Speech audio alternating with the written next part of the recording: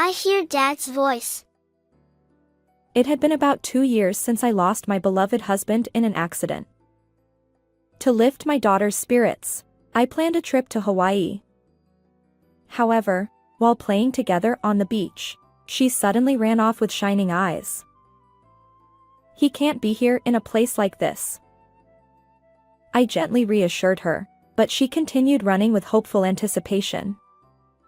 As we entered a luxurious residential area with villas, I witnessed an unbelievable scene.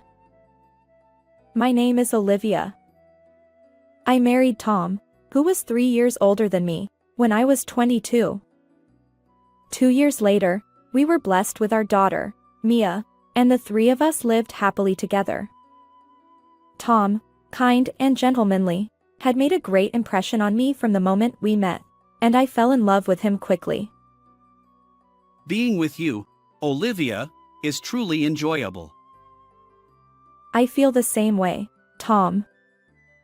Time flies when I'm with you. He seemed to view me favorably as well, and soon we started dating. After about a year, we tied the knot. We purchased our own home after marriage and steadily climbed the stairs of happiness. Tom adored our sweet daughter, Mia, and she was a true daddy's girl.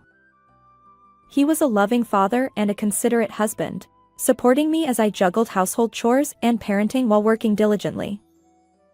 I believed that these blissful days would continue indefinitely.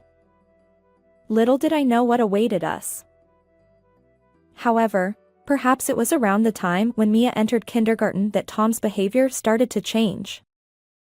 Previously, he would come home promptly and help put our daughter to bed, but suddenly, late nights due to unexpected overtime or social gatherings became the norm. One day, as I lay down with Mia to read a bedtime story, she looked at me with sadness in her eyes. I couldn't see Dad again today. Even on his days off, he disappears somewhere. Maybe Dad doesn't like me anymore. I gently reassured her. That's not true. Dad loves you very much, which is why he works so hard. Mia's cheeks, on the verge of tears, received a soft stroke from me as she weakly smiled and closed her eyes. Later, around midnight, Tom returned home, faintly smelling of soap. Had something good happened? He seemed unusually cheerful, even humming a tune. Welcome back. You seem happy. Well, yeah. I entertained some clients, and we secured a major contract. Anyway, I'm going to take a shower. His evasive response left me feeling uneasy. If work was going well, he should have the mental space to care about our family and our child. Yet, his actions conveyed none of that.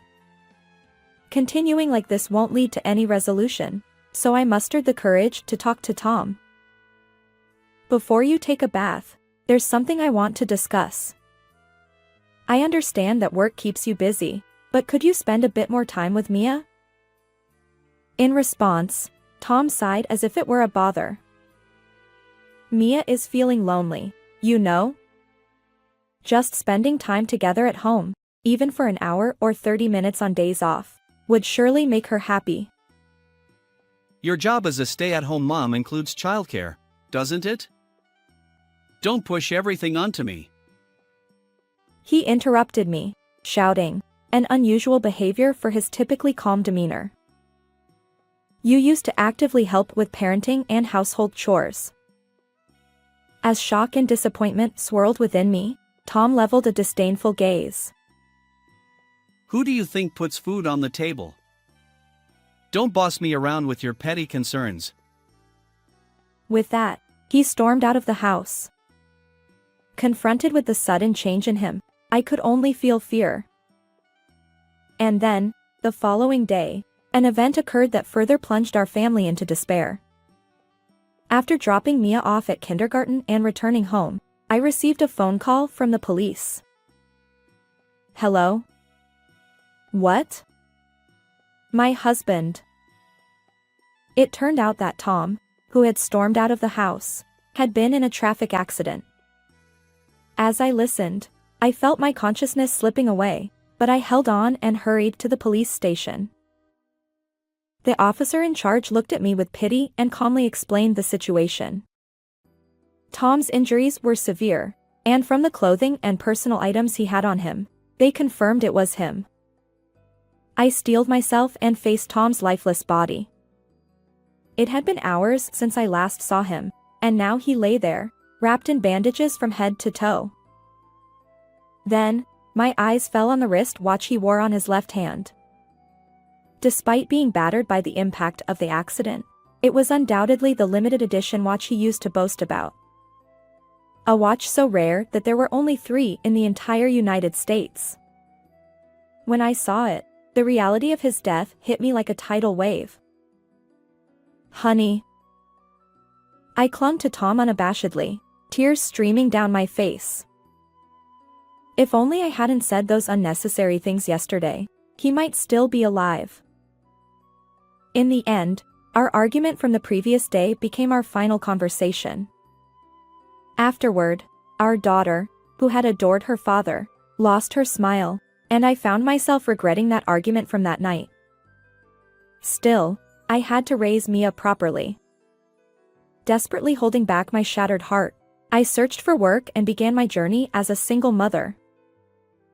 2 years later, my smileless daughter entered 1st grade, her shiny school bag on her back as she attended school every day.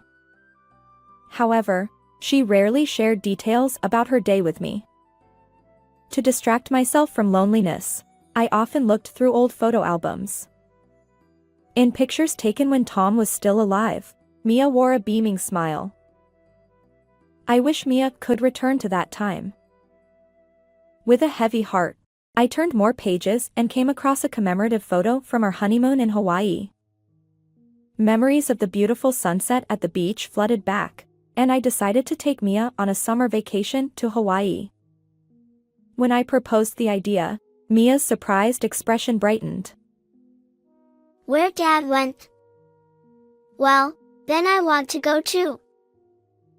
It was a moment when I saw Mia smile again after a long time. Watching her eyes sparkle with excitement for her first overseas trip, I felt a surge of happiness. And so, during summer vacation, Mia and I set off for Hawaii.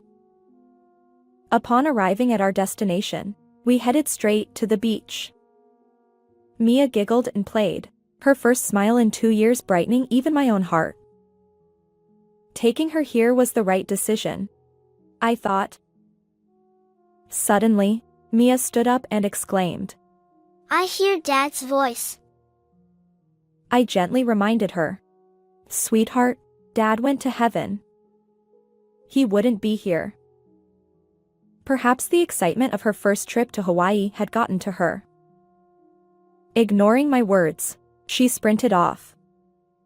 I followed, breathless, until she stopped in front of a luxurious villa in the residential area. Finally catching up, I witnessed an unbelievable sight. There, in front of me, was Tom, supposedly lost in an accident 2 years ago, happily spending time in the garden. And beside him stood an unfamiliar woman and a child about 1 year old. The scene resembled a picture-perfect, blissful family. I was speechless with shock, but Mia's eyes sparkled with joy at the chance to see her father again. Mom, I want to play with Dad, she exclaimed. I gently reminded her. Sweetie, even though he looks similar, that man isn't Dad. Dad went to heaven, remember? I maintained composure in front of Mia, but my mind was filled with question marks and confusion. Later, I managed to calm Mia down and return to our hotel. Exhausted from playing, she went straight to bed. After putting Mia to sleep, I pondered the recent events. For 2 years since Tom's accident, both Mia and I had lived with determination. What if that person earlier was really Tom? I resolved to find out, for my sake and for Mia's. The next day, I left Mia with a hotel sitter and stepped into the residential area where the man who might be Tom lived. As I approached the house where my daughter had hesitated the previous day, they emerged into the garden. The man, who bore a striking resemblance to my husband, smiled gently and cradled a child lovingly. Their intimacy tugged at my heart, reminiscent of the early days when Mia was born. Yet, I grappled with conflicting emotions. Could I disrupt this seemingly happy family? Should I turn away and pretend I hadn't seen anything?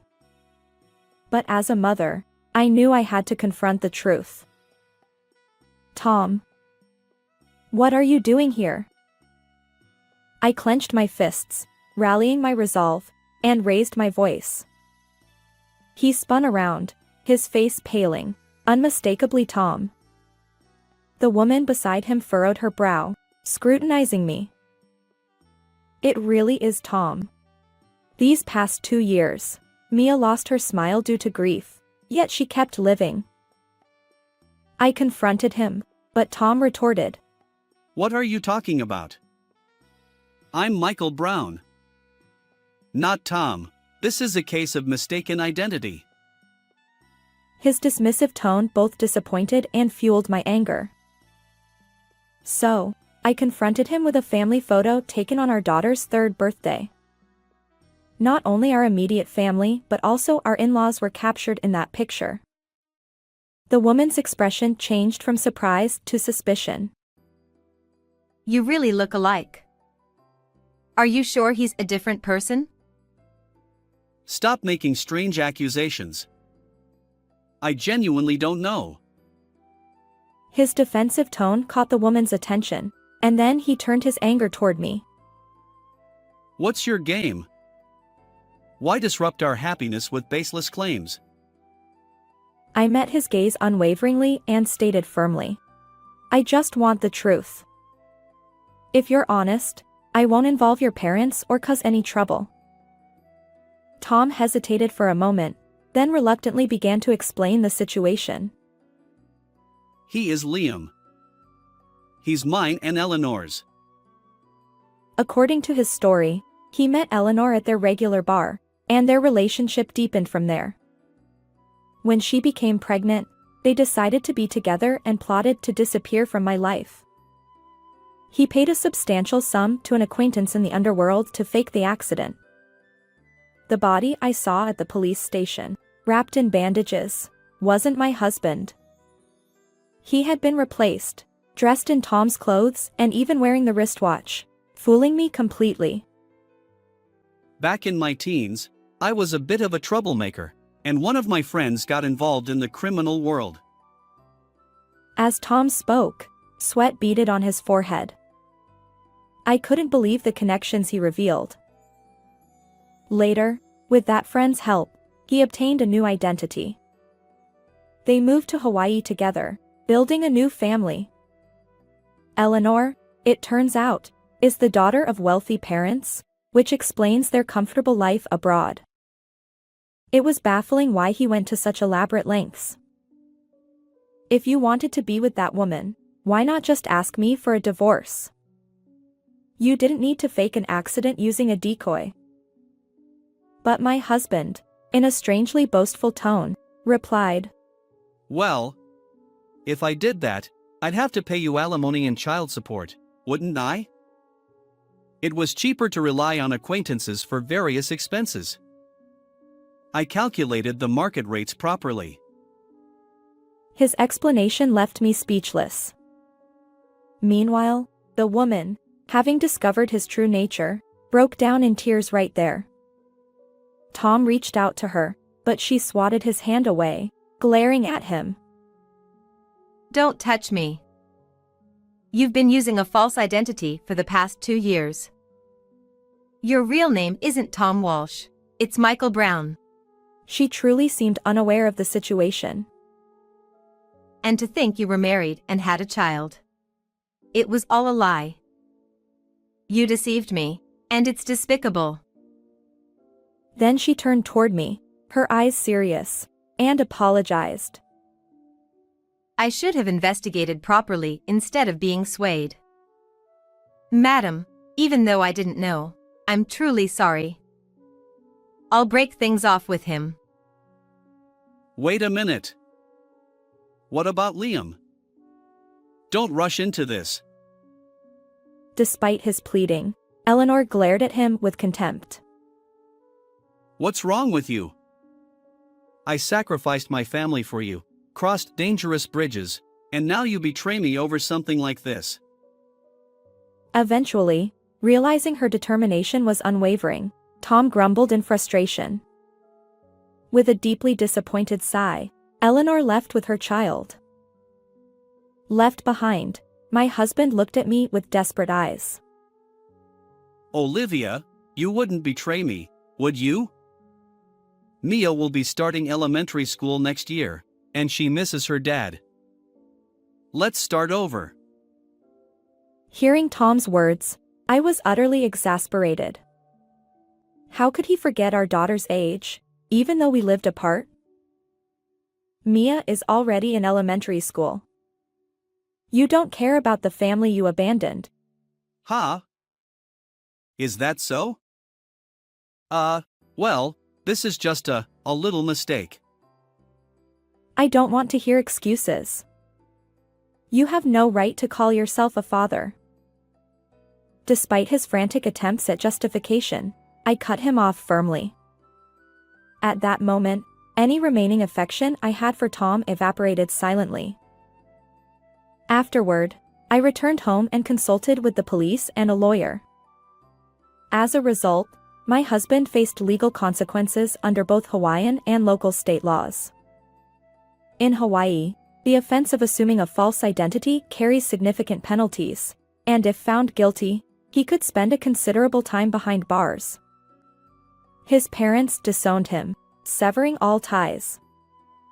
Even the friend who aided Tom's scheme was arrested. Despite any potential redemption, there would be no one left to support him.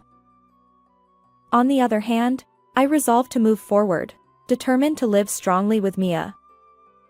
As she grows older, I plan to share the whole truth with her someday. However, on that day, my daughter must have felt something when she witnessed her father, who was building a new family. Mom, it'll be okay. I'll protect you, she said, her smile reaching her eyes. While Mia might not fully comprehend everything, I held her tightly, vowing that we would find happiness together. How did you find this story? If you enjoyed it, consider subscribing to our channel. Until next time.